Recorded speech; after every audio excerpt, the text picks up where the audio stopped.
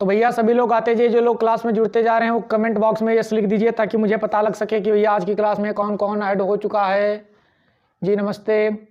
तो अगर आप सभी लोग ज्वाइन हो गए हों तो आज की क्लास को स्टार्ट किया जाए भैया। जी बिल्कुल, नमस्ते नमस्ते। तो आज की क्लास में हम लोग डिस्कस करने वाले हैं भैया साइंस के अंतर्गत हम जो है आंकिक प्रश्नों को हल करेंगे, जो बोर्ड परीक्षा के पर्पज से बहुत ही इंपॉर्टेंट क्वेश्चन हैं। और जो पार्ट होगा भैया वो फिजिक्स का होगा, मतलब भौतिक विज्ञान का होगा। जितने भी न्यूमेरिकल हल करवाएंगे वो सभी भैया न्यूमेरिकल किसके होंगे भैया? फिजिक्स के होंगे। ठीक, चलो ठीक है भैया। तो आगे बढ़ते हैं भैया, फटाफट पहला प्रश्न लिखो अगर आप लोग तैयार हो गए हों। चलो पहला प्रश्न लिख लो भैया कि पहला प्रश्न है भैया क्वेश्चन नंबर 1 तुम्हारा, एक कूलाम आवेश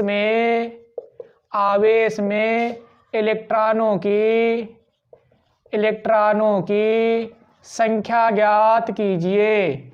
ये भैया तुम्हारा पहला प्रश्न दिया गया है। मतलब तुम्हें भैया एक कूलाम आवेश में इलेक्ट्रॉनों की संख्या क्या करनी है भैया? ज्ञात करनी है। यहाँ तक बात सभी को समझ में आई। प्रश्न आप समझ गए होंगे कि प्रश्न क्या कह रहा है। एक बार भैया दोबारा इसको पढ़ो। कहता है एक कूलाम आवेश में इलेक्ट्रॉनों की संख्या ज्ञात कीजिए। मतलब भैया इलेक्ट्रॉनों की संख्या ज्ञात करनी है। कहने का मतलब ये है कि तुम्हें n का मान क्या करना है भैया? ज्ञात करना है। ये बात क्लियर हुई। तो बताओ भैया n का मान ज्ञात करना है तो n बराबर क्वेश्चन मार्क हो गया। और कह रहा एक कूलाम आवेश, तो भैया बताओ आवेश का मान यहाँ पर कितना दिया गया है? मतलब Q का मान भैया कितना दिया गया है? एक कूलाम। ये बात भी आपको क्लियर हुई। फिर कह रहा है इलेक्ट्रॉनों की संख्या ज्ञात कीजिए भैया। तो जब इलेक्ट्रॉनों की संख्या ज्ञात करनी है तो जाहिर सी बात है भैया मुझे इलेक्ट्रॉन का जो आवेश होगा उसकी आवश्यकता पड़ेगी। यहाँ तक समझ में आया? तो भैया बताओ इलेक्ट्रॉन का आवेश होता क्या है? इलेक्ट्रॉन पर आवेश क्या होता है भैया? 1.6 × 10⁻⁻19 कूलाम होता है। ठीक, यहाँ तक समझ में आया आप सभी को? चलो फिर आगे देखते हैं भैया क्या होगा। तुम्हें n ज्ञात करना है, Q का मान मालूम है और E का मान मालूम है भैया। और तुम्हें n ज्ञात करना है। Q n E में भैया क्या रिलेशन होता है? आपने फार्मूला पढ़ा है भैया, Q बराबर क्या? n E। जहां n तुम्हारा है नंबर ऑफ इलेक्ट्रॉन, मतलब इलेक्ट्रॉनों की संख्या। E क्या है? इलेक्ट्रॉन पर आवेश। Q क्या है? जो पहले तुम्हें आवेश दिया गया जिसमें निकालना है। तो जो भैया वैल्यू दी गई है उसका मान रखते जाओ और जिसका नहीं मालूम है वो भैया क्या होगा? निकल आएगा यहाँ से। तो भैया देखो Q का मान कितना दिया गया है? 1 बराबर n का मान तुम्हें निकालना है। E पर आवेश बताओ कितना है भैया? कितना है? होता ऋणात्मक है, लेकिन जब भैया हम न्यूमेरिकल हल करते हैं तो उसको जो माइनस का चिन्ह होता है वो क्या कर देते हैं भैया? हटा देते हैं। ठीक है, यहाँ तक बात क्लियर हुई। तो ये हो जाएगा 1.6 × 10⁻⁻19। ये बात क्लियर हुई यहाँ तक। भाई जो सवाल कह रहा था वही अभी हमने किया, कुछ अपने तरफ से नहीं किया।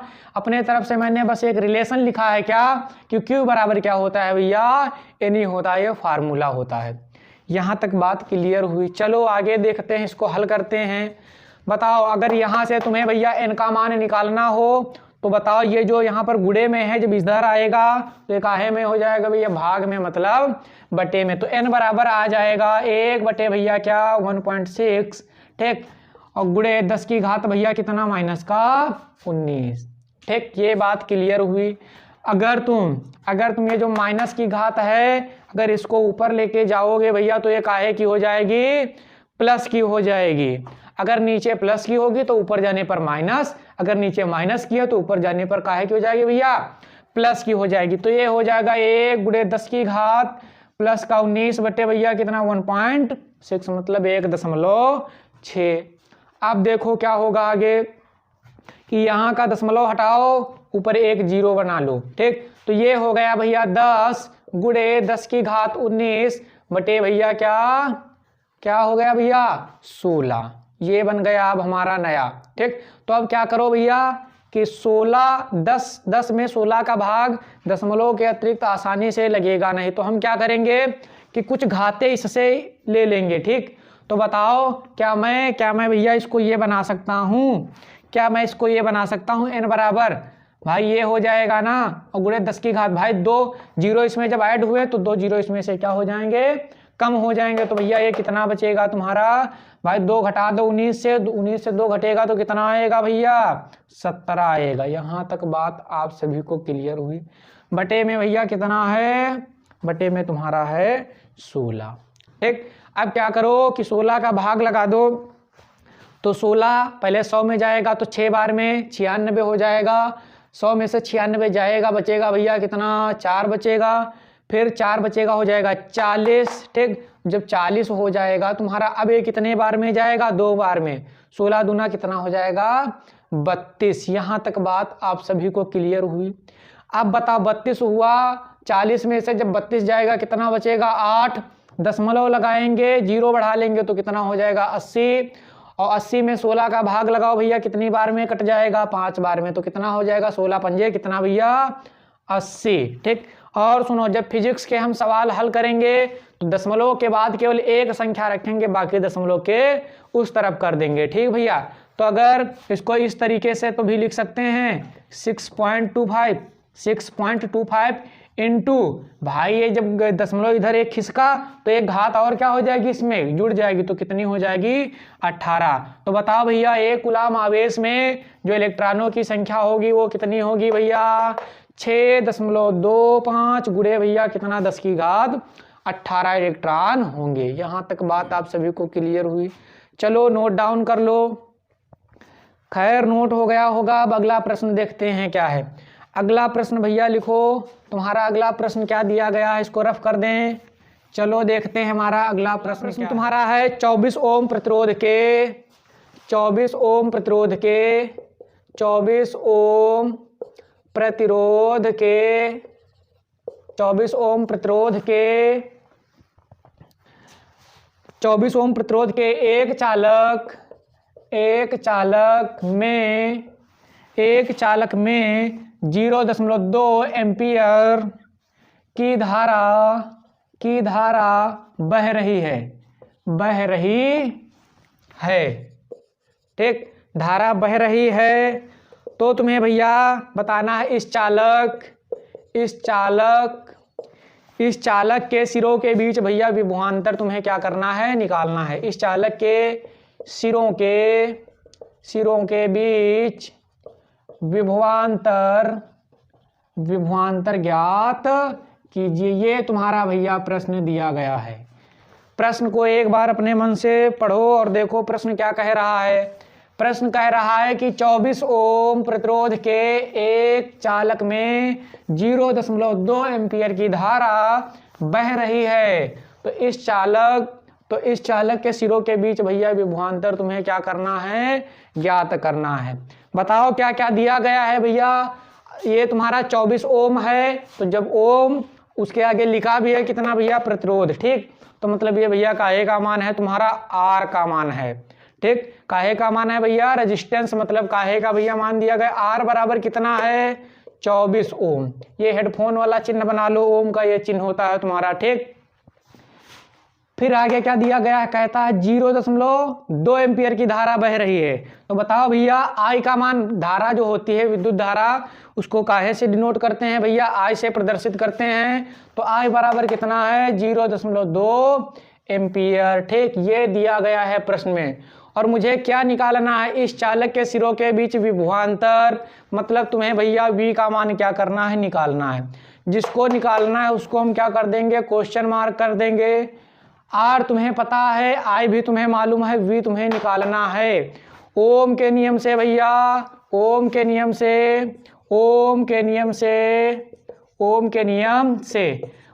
नियम से आई वी आर में क्या रिलेशन होता है भैया, आर बराबर होता है वी बटे आई। ठीक, वी बटे आई।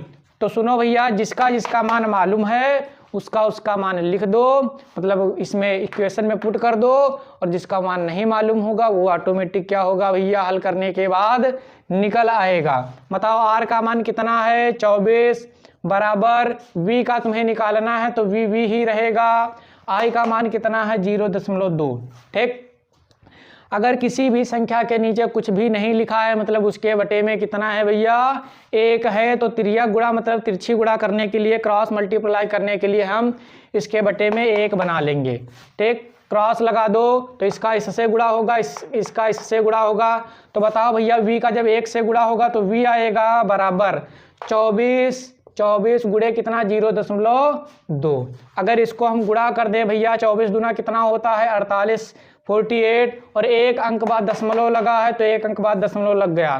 तो बताओ जो चालक है, चालक के सिरों के बीच विभवांतर कितना होगा भैया 4.8 वोल्ट। ये हमारा क्या हो जाएगा, इस प्रश्न का उत्तर हो जाएगा। ऐसे प्रश्न भैया एग्जाम में ऑब्जेक्टिव में आने के चांसेस बहुत ज़्यादा रहते हैं। चलो नोट डाउन करो, फिर आगे अगला प्रश्न देखते हैं क्या दिया गया है। खैर नोट हो गया आप सभी का। चलो देखते हैं कि हमारा अगला प्रश्न क्या दिया गया है, फटाफट लिखो। अगला प्रश्न है ए एवं बी के लिखो, ए एवं बी के मध्य दिए गए परिपथ का तुल्य प्रतिरोध ज्ञात कीजिए। परिपथ का तुल्य प्रतिरोध ज्ञात कीजिए मतलब भैया का ए का मान निकालना है तुम्हें। कोई परिपथ बना है, उसका एक सिरा ए है और एक सिरा बी है, ए और बी के बीच तुम्हें परिपथ का तुल्य प्रतिरोध क्या करना है भैया, ज्ञात करना है।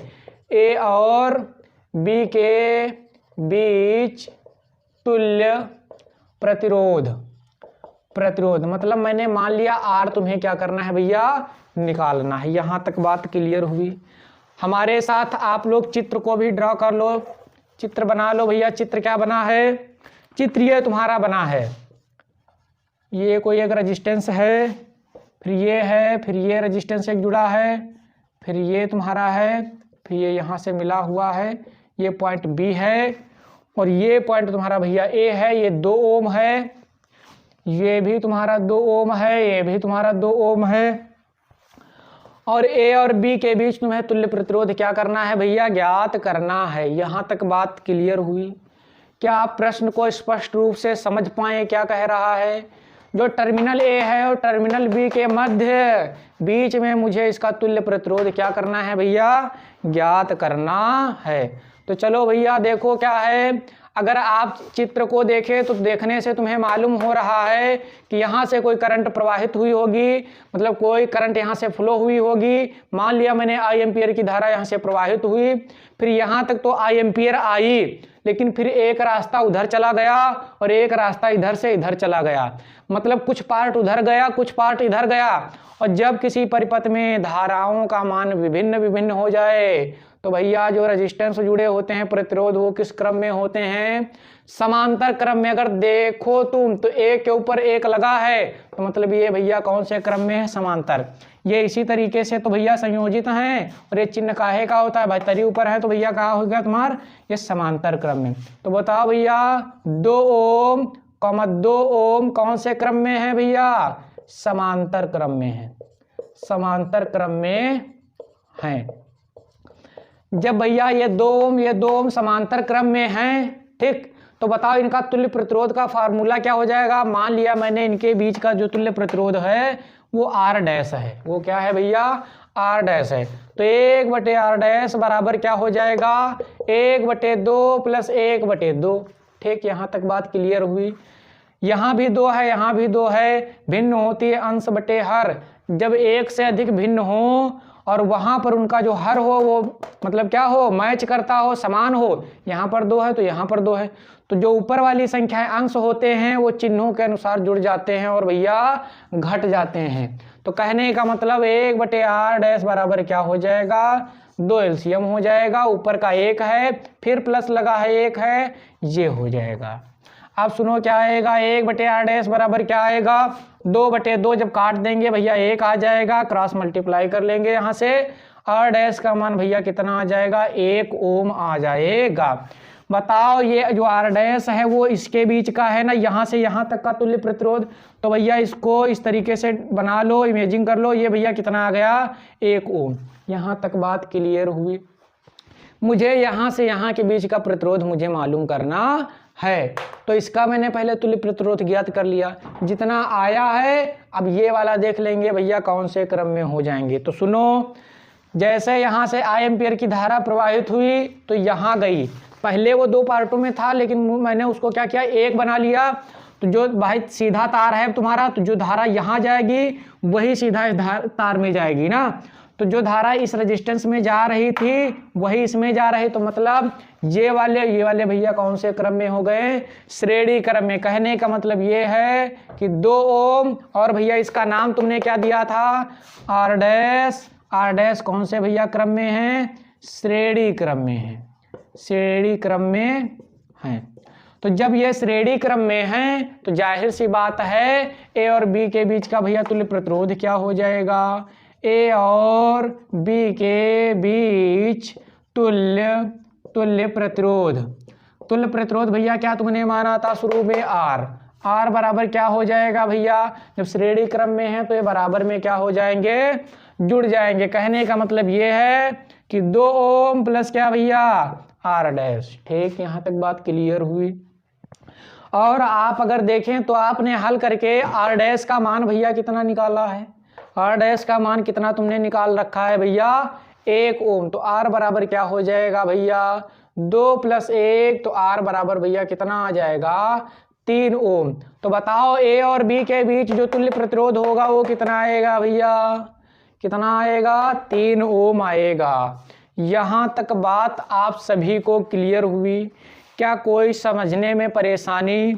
अगर कोई भी पॉइंट मैंने आपको ऐसा बताया जो समझ में ना आया हो तो बिल्कुल भैया बताओ, आपकी समस्या का समाधान किया जाएगा। अगर आप समझ गए हों तो आगे का भैया प्रश्न देखते हैं क्या दिया गया है। अगला प्रश्न लिखो भैया, 1 मीटर लंबे। चौथा प्रश्न देखते हैं भैया क्या है, 1 मीटर लंबे। चौथा प्रश्न क्या है भैया, 1 मीटर लंबे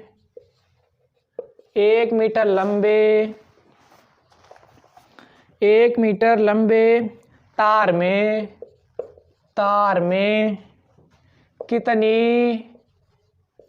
कितनी धारा प्रवाहित की जाए कि उसे 1.2 न्यूटन प्रति एम्पियर मीटर के चुंबकीय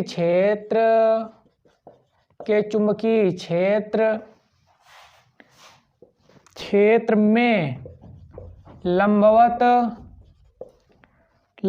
रखने पर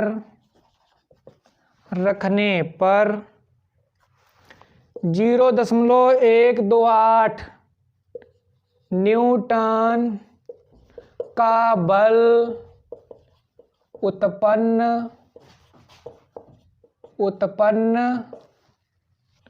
हो सके।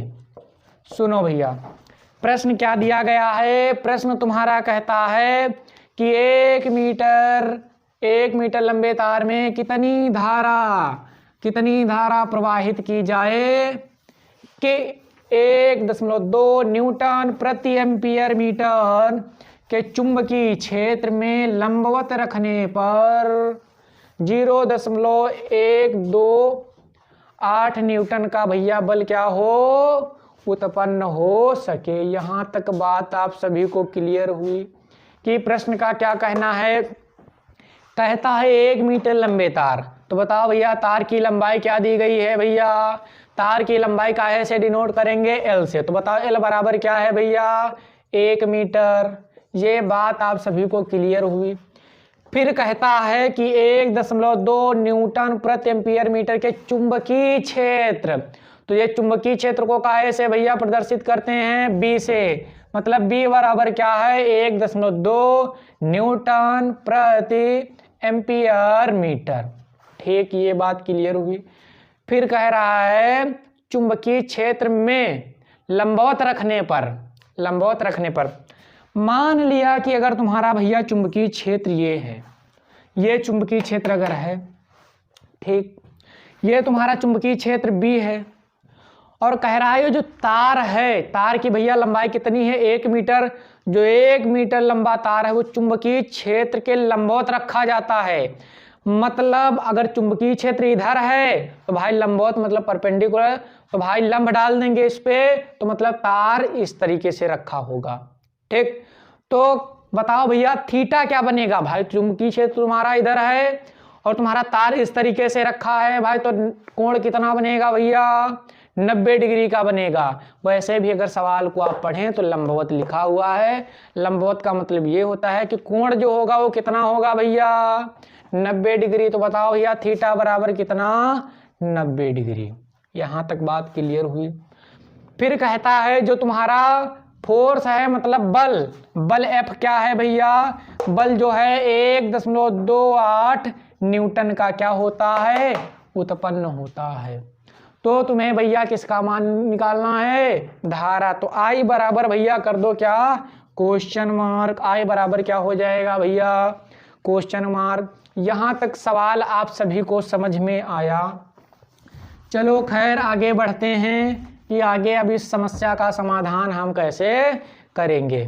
तो हमारे साथ साथ आप लोग भी लगे रहिए और आराम से सवाल हमारा क्या हो जाएगा हल हो जाएगा। बताओ एल पता है बी पता है भाई, ये तार है। जब कोई एल लंबाई का तार हो और उसमें कोई आई एम्पियर की धारा प्रवाहित की जा रही हो और उससे धारा प्रवाहित करने पर उत्पन्न चुंबकीय क्षेत्र बी हो, तो उस पे लगने वाले बल का सूत्र क्या होता है। किसी को मालूम जल्दी जल्दी कमेंट बॉक्स में बताओ क्या होता है भैया। जब एल लंबाई का कोई चालक तार हो और बी चुंबकीय क्षेत्र में रखा हो, आई एम्पियर की धारा प्रवाहित हो रही हो, तो उस पर लगने वाले बल की गणना करने का सूत्र क्या होता है फटाफट बताओ भैया। चलो खैर देखते हैं। तो फार्मूला होता है F बराबर IBL साइन थीटा। क्या सूत्र होता है भैया F बराबर IBL साइन थीटा। जिसका मान तुम्हें मालूम है उसका रख दो, जिसका नहीं मालूम है उसको ज्यों का त्यों रहने दो, और लास्ट में जब हम हल करेंगे तो उसका मान मुझे क्या हो जाएगा भैया मालूम हो जाएगा। खैर चलो आगे देखते हैं। तो बताओ भैया F का मान कितना दिया गया है 0.128 बराबर I का तुम्हें निकालना है, तो I तो ऐसे ही रहेगा। बताओ B का मान कितना है 1.2 है गुणे L का मान कितना है 1 है गुणे साइन थीटा, मतलब साइन कितना भैया थीटा का मान कितना 90 डिग्री, मतलब साइन 90। अब देखो भैया तो ये आ जाएगा 0.128 बराबर I गुणे 1.2। भाई 1 का गुणा हो जाएगा तो ये इसमें मिक्स हो जाएगा, तो यही आ जाएगा गुणे। बताओ भैया साइन 90 का मान कितना होता है साइन थीटा, मतलब साइन 90 बराबर भैया कितना होता है फटाफट कोई लोग बताओ साइन 90 का मान कितना होता है। हाँ सही जवाब कितना साइन 90 का मान भैया कितना होता है 1 होता है। तो जहां पर साइन 90 है वहां पर भैया आप क्या रखेंगे 1 रख देंगे। अब और आगे इसको हल करो, इधर लिख देते हैं भैया। तो ये आ जाएगा 0.128 बराबर क्या आ जाएगा I गुणे 1.2। भाई इसका इसमें गुणा हो जाएगा तो वही आ जाएगा। 1 का किसी भी संख्या से गुणा किया जाए तो संख्या ही आती है। ये बात क्लियर हुई यहाँ तक। चलो आगे देखते हैं। अगर भैया तुम I का मान निकालना चाहो, तो ये कहाँ आ जाएगा उठ के इसके नीचे, मतलब क्या भैया बटे, तो ये हो जाएगा 0.128 बटे भैया कितना 1.2 हो जाएगा। पॉइंट दिख रहा तुम सभी को। चलो अब जो कटने वाला हो काट दो, जो ना कटे उसको ज्यों का त्यों छोड़ दो। पहले हम दशमलव को रिप्लेस करेंगे, तो यहाँ पर 1 अंक बाद है, तो जब 1 अंक बाद यहाँ से हटेगा तो ये इधर आ जाएगा। ठीक, ये कहाँ आ जाएगा भैया इधर आ जाएगा। अब सुनो, जब ये यहाँ आ जाएगा ठीक, फिर ये हटेगा, फिर क्या होगा ये हटेगा, तो 1 2 कितने 0 2 0, तो नई संख्या तुम्हारी जो बनके आएगी वो क्या आएगी ये आ जाएगी 128 बटे कितना भैया 12, और इसको तुम बना दो 12 गुणे कितना 100, फिर हो जाएगा कितना भैया 1200 हो जाएगा। देखो क्या क्या कटने वाला है। हाँ 4 से कट रहा है, 4 तेई 12, 4 तेई 12, 4 दूना 8। ठीक, नीचे कितना बचा भैया 3 बचा है और गुणे 100 है, ऊपर क्या है कितना है भैया 32 है। कितना दिया गया है भैया 32 दिया गया है। अच्छा एक काम करो कि अब नीचे अब भाई कुछ कटने वाला है नहीं, कटेगा सुनो सुनो, लेकिन हम काटेंगे नहीं। क्यों? क्योंकि ये भाई 0 0 है तो आसानी रहेगा भाग करने में। ठीक, तो क्या करो कि इसको तुम बना दो क्या, इससे काट दो, 3 का नाम 3। ठीक, और फिर कितना बचेगा यहाँ पर तुम्हारा बचेगा भैया कितना, पॉइंट लगाओगे 0 बढ़ाओगे क्या हो जाएगा 0, मतलब 10 से 30 हो जाएगा। ठीक, 10 से 30 फिर पॉइंट लगाओ 0 कितना हो जाएगा 20 हो जाएगा और फिर 6 बार में चला जाएगा। ठीक, अगर इसको हम मतलब सब अप्रॉक्सीमेट में लिखें, ठीक अप्रॉक्स लिखें तो इसको क्या लिख सकते हैं, आई बराबर ये लिख सकते हैं ना 11। भाई ये 0 के भाई 10 के आधे से अधिक है ना, तो इसको हम ये लिख सकते हैं ना 11। ठीक, 11 पॉइंट कितना 0 और बटे क्या भैया 100। यहां तक बात क्लियर हुई।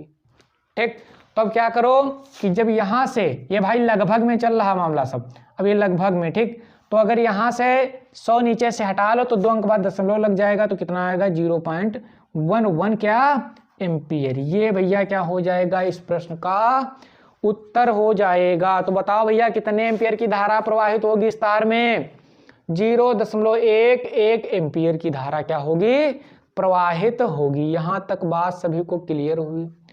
चलो नोट डाउन कर लो फटाफट, नोट हो गया।